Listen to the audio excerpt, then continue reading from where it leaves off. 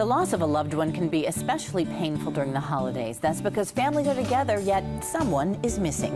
The grieving process for children can be the difficult time of year.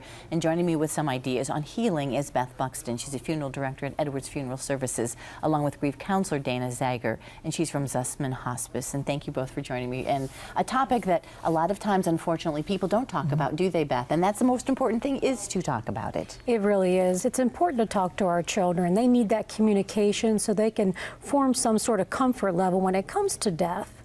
You at Edwards Funeral Service, you reach out to these folks and you offer that yourself, don't you? You offer some grief support for families. We definitely do. We have grief support by appointment so they can have one-on-one counseling at no charge. We also have small group counseling that we do once a month. And then, of course, we do different remembrance celebrations during the year for their loved ones. And then you partner with people like Dana at Zussman who offer even increased support for families. I would think, Dana, that the holidays are a time that are especially difficult because you're supposed to be happy. And if you're the person who's grieving and you're not, you feel like, I'm so out of the loop. I'm not connected to anybody.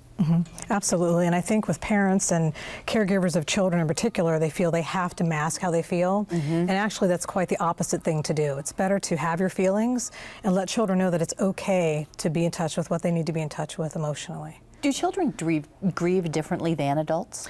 They can. I think sometimes the best way to gauge if your child is struggling is to look at behavioral changes.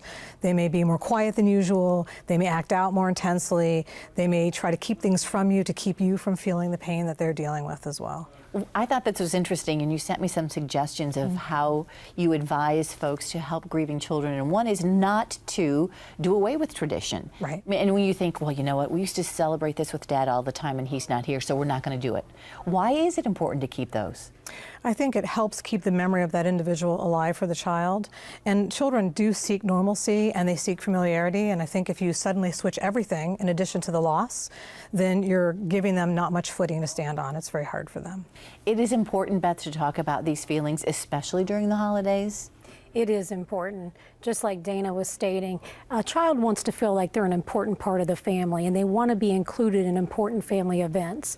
And so a death is an important part of life. I mean, it's going to happen to all of us. I think children need to realize that they're part of that, they can be part of the funeral arrangement, and it's okay to grieve. It's okay to express that sadness. And adults need to realize they need to feel comfortable expressing sadness in front of children. Well, and that was my next question. As an adult or a family member and you're at a family gathering, and Dan, I'll direct this to you, is it appropriate or should it be done that someone ask the child, how you doing? I know that Mom's not here. Is it tough for you? Yeah, I think they can do that, and certainly if they sense a child is struggling, it's okay to check in and really let the child have the feelings and to talk about your own feelings to help them see that it's okay to not always be happy. You may have sadness and other things too. You say things, I bet it's difficult because Dad's not here to decorate the tree or make the cookies or all those other things. And another thing you say, plan for a holiday memory. And I'm not sure what you mean by that. A new memory, a new tradition? It can be either. You know, sometimes families already have something in place and they want to continue that, whether it's going to a food pantry or a kitchen of some type and helping with homelessness.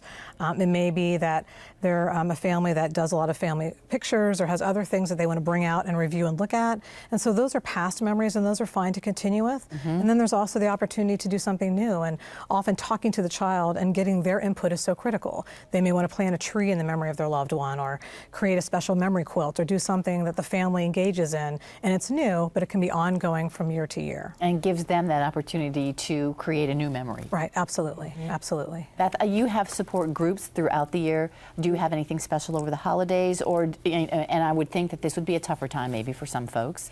It is. Last weekend we actually had a holiday remembrance program, a memorial program for the families that had a loss during this past year, and it went absolutely beautiful. Family members got to light a candle in memory of their loved one. They got to share a story or memory, so it was just beautiful. And that's wonderful that you have that continuing grief support for anybody, really, even people who do not connect with your funeral home. Am I right? That is correct.